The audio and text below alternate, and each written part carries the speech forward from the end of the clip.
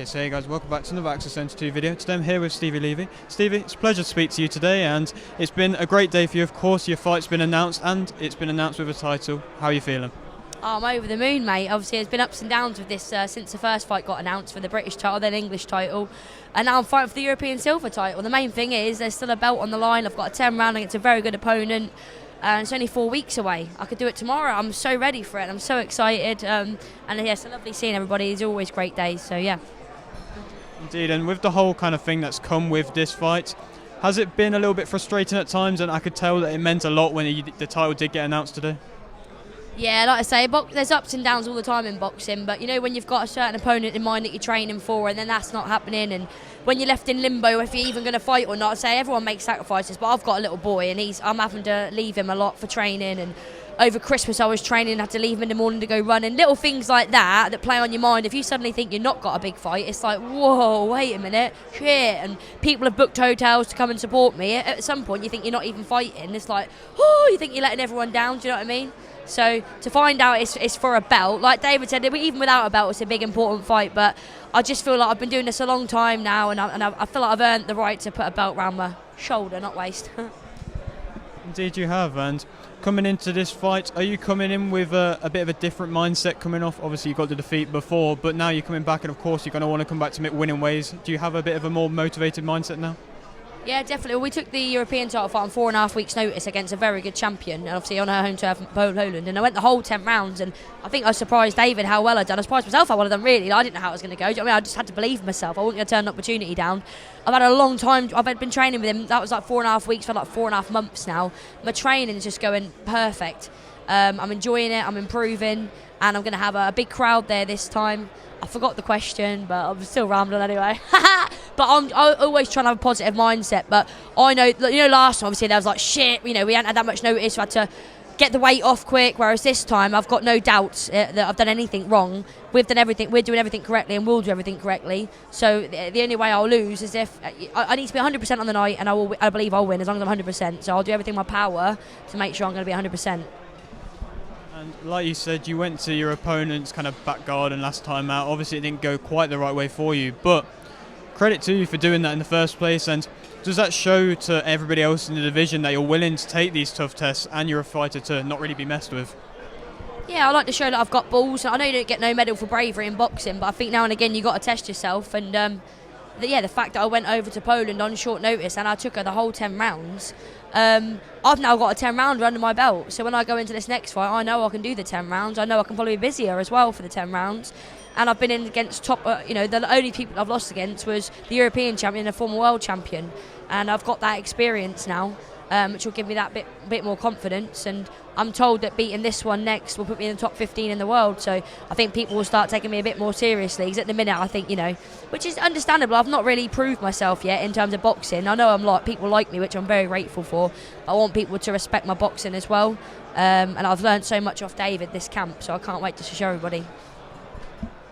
Of course, and I suppose with these possible rankings that you could be having and the way that the women's divisions are, do you look at any kind of other opponents and maybe for the future, possible other opponents getting back to that kind of European, maybe even higher level?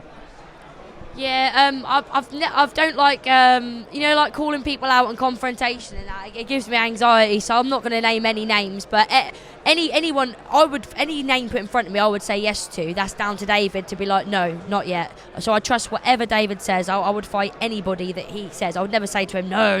Whereas me a couple of years ago was like, fuck that, I ain't ready for that. Whereas now, if he says I'm ready, I believe that I'm ready. But yeah, I don't want to name any names because I did sort of call out Shannon Courtney, not in a rude way, but just I felt like we were both in points of our career where we needed to beat each other, and I didn't think I was better than her. I just wanted to see if I was better than her. I just thought that would be a good fight. I still think that might happen down the line, but I look back on when I was doing all that, and I thought, do you know what, she might have been in a bad place in her life, and she might have took that as me calling her out, being funny, and I don't want to come across like that. So whoever names get put in front of me, I'll say yes, and that's up to David to say no, not yet, or yeah, let's go for it. So yeah, but I know beating that Norek will open up a lot more doors, so we'll have to wait and see. Indeed, completely agree. And I suppose with these opportunities not quite happening, but with the British title and the English title becoming available, do you feel like that just shows the development of the women's game is just going in such a good way? Yeah, literally, it's the best time to be a female boxer, isn't it? All these opportunities opening up. I just think that it's getting more like boxing rather than male boxing, female boxing, just boxing as a whole. The women are putting on entertainment. The women are showing more bravery in terms of undefeated be undefeated. They don't give a fuck. They're just going for it. And that's what you want to see. You don't want to keep seeing one-sided fights where I get that you have to build yourself and have learning fights, but sometimes you just want to see a 50-50 fight where you don't know who's going to win. And in my opinion, at the minute, the women are showing more of them than the men. So fair play to us. But yeah, no, having the more titles is just, and it'll just get more and more people interested in it as well, won't it? So if winning this title, if I got a chance, if I go back and fight for the British or English, I would take any opportunity that's come to me. I would never say no to opportunity. That's down to David, like I say, to keep me under control if he thinks I'm taking on more than I can choose. So I just trust whatever he says. And working with Ebanie Bridges as well, obviously she didn't quite get the win in her last fight. How's that kind of changed things for her? Do you feel like she's got more, I suppose, motivation now to go on and put a bigger show on for her next fight? Yeah, she's like me. We both believe everything happens for a reason. It's full of ups and full of downs, but it's not about how you come down, it's how you come back in it, and she'll come back stronger than ever. Ebanie goes through...